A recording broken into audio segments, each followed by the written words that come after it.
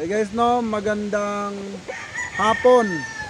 At kumusta kayong lahat dyan sa inyong mga trabaho? At sobrang nakakatuwa lang guys kasi ang daming mga tao na niregaluhan yung kanilang mga pamilya ng manok. Especially sa mga sabungero. So merong mga misis na nagregalo sa kanilang mga asawa. Meron pang bumili sa akin na pinasurprise yung kanilang mister, no? Yung mga OFW na binila ng kanilang mga kapatid, mga kuya, tatay, no? Niregaluhan ng mga manok. So ang ganda ng feedback kasi tuwang-tuwa sila sa manok. So alam niyo yon, no? Nakakatuwa at lalo akong na-inspire na magpaganda ng mga linyada para ibigay sa inyo sa murang halaga. So tayo ang may pinakamababang presyo pagdating sa mga broodstag, mga idol. Totoo lang, tayo ang may pinakamababang price. At yung breeds natin, mga idol, kita nyo naman, binablog natin yung mga materyales, no? At ngayon, mga idol, meron akong nabasang request na, boss, full show naman yung binili mo sa Black Spartan. Ngayon, nakita ko din sa comment section na asa na daw yung blending ng LDT at yung Tata Ray Briones na Spartan Black. So ngayon, yung request mo, idol, ay ating tatalakayin ngayon. So ngayon, magpapalabas tayo at maglalabas ako ng 5 broodstag dahil alam ko ito ay mauubos agad dahil lahat ng binlog ko ubos po lahat, no. So ngayon papasilip ko sa inyo one by one, nilagyan ko na ng leg band para ready to ship na. Ayan. So ngayon, mga idol, ito yung number 1, ang ating Spartan Black na may infuse ng Boston Millionaire. Ayan po. So mga idol, ito ay 1/4 na Boston Millionaire, 3/4 na Spartan Black. So ang bili ko sa tatay nito kay Tata Ray, tinanong ko yung bloodline, 1/4 na Boston Millionaire at 3/4 na Spartan Black, yung original Spartan Black. Then ito na po yung mga anak. Nakita ko yung grabe yung result. Ano talaga, 1/4 lang talaga na millionaire ang dumapo dito kasi yung mga paa nila hindi ganun ka black. Then yung galaw, yung laro, matalino talaga. Ngayon lang ako nakakita ng black na sobrang talino, angat. So ito po sila. At ang edad po nito, mga idol, ay 6 months. Ang kagandahan sa kanila, early maturing sila. So 5 months pa lang naglalaban na. So ngayon, nag 6 months sila, ito na po yun. So mid to high station silang lahat. Kasi yung tatay nito mid to high station at yung nanay mid to high station. So ito lang din yung result. Yung mata niya, guys, medyo ano na, oh, may pula kasi meron ng millionaire eh. Yung puro kasi nito itim talaga lahat. So ito may pula na. So ito yung number 1, guys. Then syempre may leg band na natin yan. Ayan. At may wing band na gold. Ayan. Guys, ito yung number 1. Okay? Pakita ko yung number 2. So sarap mag-vlog dito kasi relax. Malilim kahit tanghali. Ito naman yung number 2, mga idol. Ayan. Yung mata nila, iba na. Pula na. Hindi na ganun kaitim. So malinaw na lumabas na talaga yung millionaire. Ayan o. Ganda ng size. Mid to high station. Ayan o. Medyo puti na yung paa. Hindi na black. Ang ganda ng hipo, mga idol. Mid to high station talaga. Broodstag. So tryo pair available, mga idol. Ang ganda nito. Ayan po. Heart shape siya. Bulto ang kanyang katawan. Guys, 6 months old lang po ito. Pag ito po nag-edad ng 10 months old, dun nyo na po makikita yung tunay na ano niya, yung postura at syempre yung palo, matalino, mga idol, angat. Ayan, nakuha nila yung millionaire. Guys, ang binili natin sa Tata Ray ay tryo lamang kasi tayo ay nag-explore or nag-experience lamang, nag-experiment. Yung tryo na yun guys, yun lang yung binread ko. So ito, magkakapatid po itong tatlong ito. Ayan, magkakapatid po itong limang ito. So ayan po, yung ito yung number 2. Ayan. So Millionaire over Spartan. Ganda. Bultong-bulto katawan nito. Sarap himasin guys tuwing umaga. So lahat sila niregaluhan na yung mga father nila, mga kapatid nila, yung mga asawa nila, ikaw na lang yung hindi. Grabe, napakapugi. Okay, pakita natin yung pangatlo.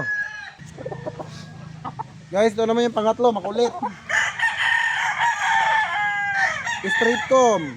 Ayan. Boston Millionaire over Spartan Black. Ang pugi. Ito, bihira ito, rare ito. Guys, no, bihira po yung straight comb. Ganda ng sukat. Ganda ng katawan. Pula na yung mata, mga idol. Pula na po yung mata. Ang kulit nito.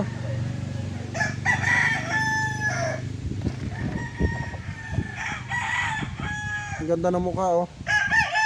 Itim yung tuka, tapos pula yung mata.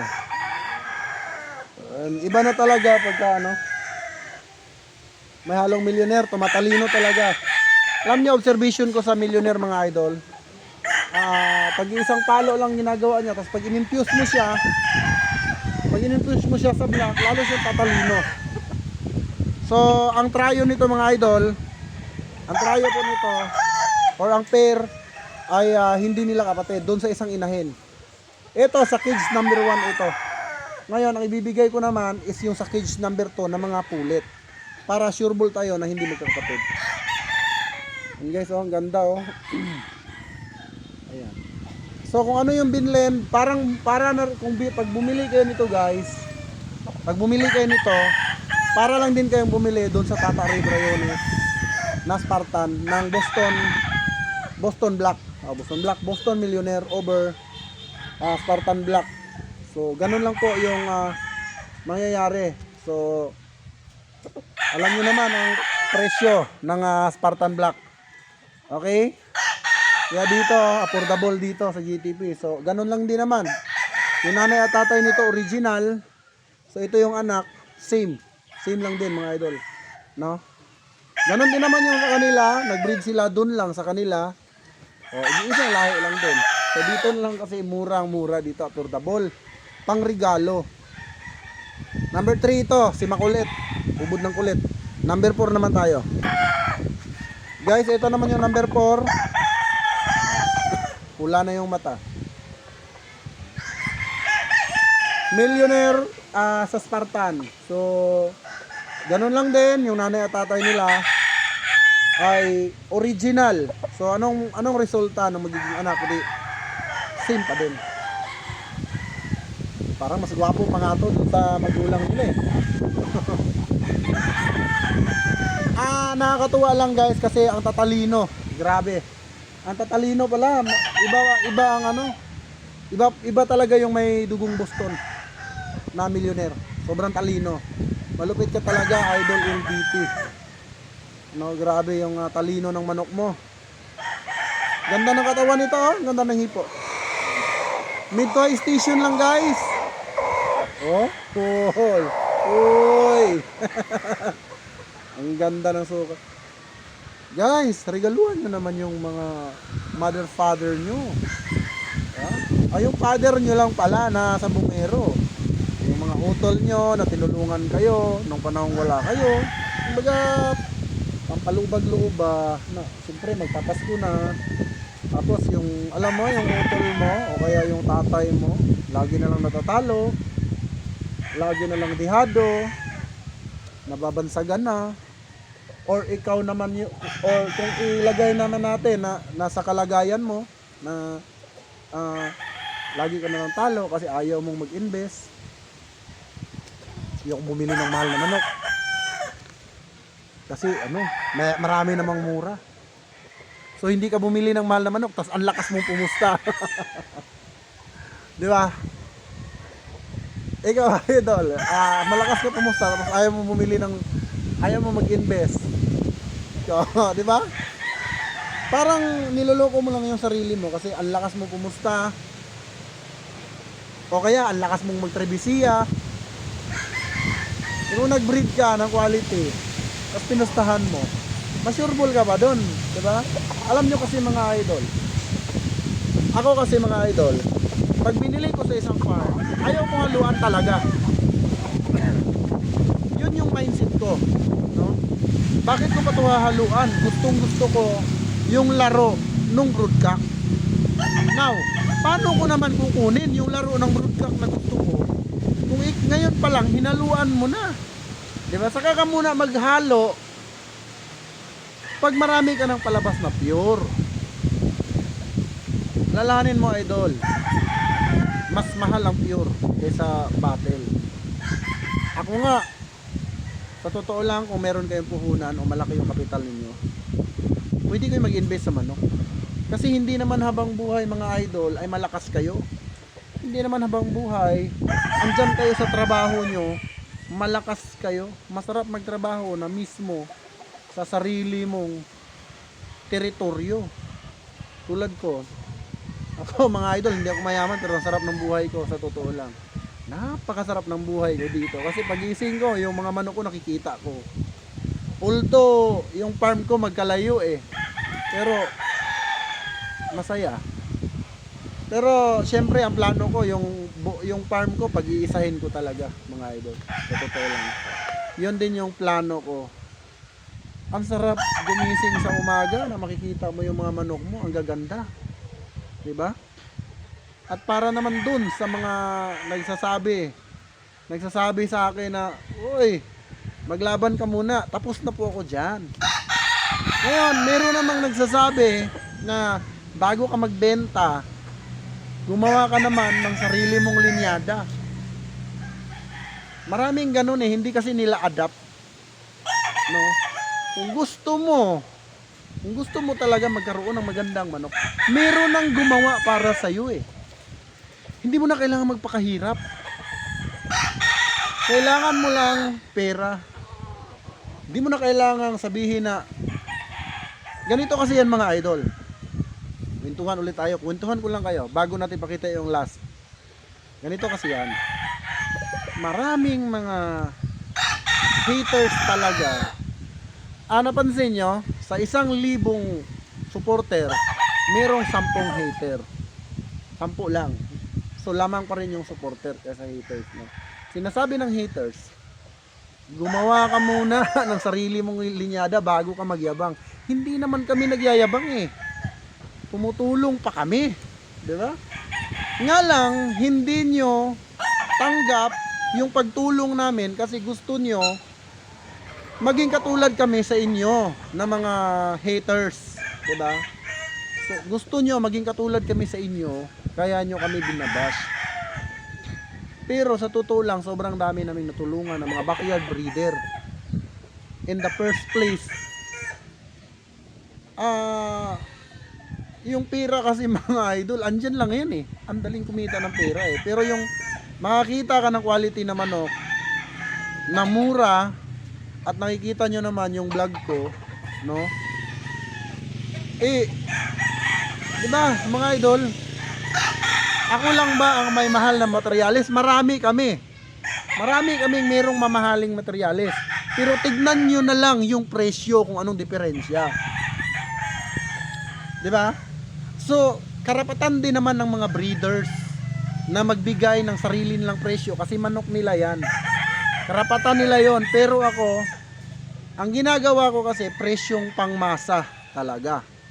No? Yung abot kaya. Ngayon, gusto ni buyer na magkaroon ng manok ni EEJ. Gusto ni buyer magkaroon ng manok ng Larry Romero. Hindi niya kaya mahal So, paano ka kukuha?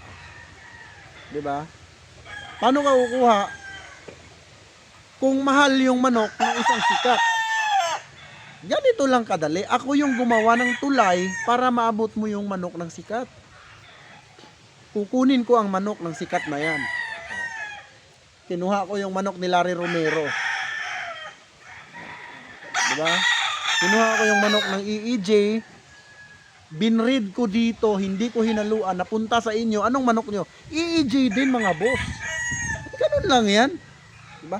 Hindi mo na kailangan na, alam nyo kasi, ang babaw kasi ng isip ng isang tao pagka sinabing, lalo na kung hindi mo pa kaya, pwede mo namang abutin yung sinasabi nila na gumawa ka muna ng sarili mong linyada pag meron ka na. Pag kaya mo na, di ba? Wag mong abutin yung hindi mo kaya. Kasi mahuhulog ka, idol. Diba? Ang JTP ang nagbibigay ng tulay para maabot mo yung manok na gusto mo. Which is totoo naman talaga. Diba? Marami akong buyers na nagcha-champion, na napapasaya ko. Kaya doon ako sa mga tao na sumusuporta sa akin at masaya sa mga ginagawa ko. Ganun lang po yun kadali, mga boss. Ngayon, pakita na natin yung last part ng ating Tata Ray Briones. So ito mga boss, pwede nyong kunin ito ha. Sabihin nyo lang kung anong number, kasi number 1, number 2, number 3, number 4 at number 5. Lahat po ito mga boss ay pang broodstag at pwede nyo gawing panimula all in black. Kung swerte ka sa black at yung black mo hindi ganun katalino, ito, subukan mo ito. Kung kaya mo naman idol na i-pair para naman at least meron akong Tata Ray para original lang kasi ito mga boss, kasi walang halo no? So Boston over Spartan to ni Tata Ray Briones. Bago niya naman to inirelease ay nilaban niya muna, so nasubukan niya. Then nung nasubukan na niya, bago niya bininta. At dahil ito ay subok na mga boss, advice ko lang sa inyo, kukuha kayo ng Tata Ray, gawin nyo ng pair para at least magpalahi muna kayo ng marami dito bago kayo mag-infuse, kasi ito may halo po itong Boston, kaya yung mata red out. So makita naman natin yung isa pa.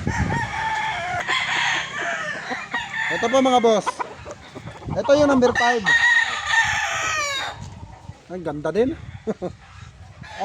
Ito yung kamukha ng tatay.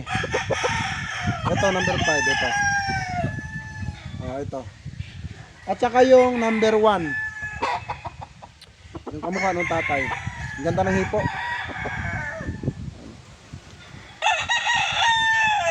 So guys, habol na ha. Huwag mahiyang magtanong. At nga lang guys, ito lang ang wag nyo naman akong utus-utusan lagi. Meron kasi mga buyer na boss video, boss picture, tapos pag binigay mo na lahat, okay, simple. So sobrang dami kong client. Kilala ko yung client ko kilala ko sila. Alam mo, kahit baguhan ka pa lang sa akin, alam ko kung sino yung tunay na buyer. Sa tagal ko nang nagbibenta, alam ko kung paano makipag-usap ang tunay na buyer. Ang seryoso makipag-usap, gustong, alam nyo guys, kasi alam nyo, hindi naman ako yung hindi naman ako yung may credit pag nakuha nyo itong manok Kayo, credit nyo to. Kita nyo naman mga idol, sobrang ganda niya, no? Diba? So, credit nyo to mga idol. Kumbaga mapupunta kasi to sa inyo, no? At pag napunta to sa inyo, alagaan nyo namang mabuti. Kaya ang advice ko, mas maganda kung pair talaga, kasi para mabuo nyo yung millionaire sa Spartan. Kasi ito ay binuo ni Tata Ray. Hindi ko alam kung anong klaseng blending ang ginawa niya. Basta ako, gaya nga ng sinabi ko, hindi ko na kailangan na mag cross pa. Pag ako kumuha sa isang breeder, ano yon mga boss, tryo talaga, tryo. Kung hindi man tryo, 10 babae, 2 lalaki. Hindi ako nakuha ng puro lalaki lang. So yung kinuha ko nga sa City Dome, may babae din yon mga boss, no? May babae din yon. Hindi ko lang na i-vlog. Last year kumuha din ako sa kanya. So mga boss, credit nyo to, at 5 lang po ang ilalabas muna natin, kasi tryo lang kasi yung hawak ko. Akin lahat ng babae, babalik ko sa tatay. Ngayon, yung ibang broodstag naman, binabalik ko sa nanay. Para lang hindi mawala yung bloodline na binuo ni Tata Ray. At kasi ito ay subok na niya. So, yun lang mga boss, no? Maraming salamat sa inyo. God bless you all. At, uy, regaluhan mo na yung asawa mo. Ikaw talaga. Regaluhan mo na yung partner mo. Diba? Okay, maraming salamat mga boss. Comment naman kung saan ang location mo. At God bless you all, no? I-enjoy mo yung life na kung saan yung sarili mo muna yung sasaya bago ang iba. Wag mo munang isipin yung kasiyahan ng iba bago ikaw. Dapat ikaw muna bago sila. Diba? Yung sarili mo muna ang isipin mo bago sila. Yan ang lagi kong sinasabi. Wala naman kasing ibang tutulong sa iyo sumaya kundi ikaw. Diba? Ganun lang po yung buhay. Ako kasi dati mga idol, ang iniisip ko sumaya yung iba, which is mali.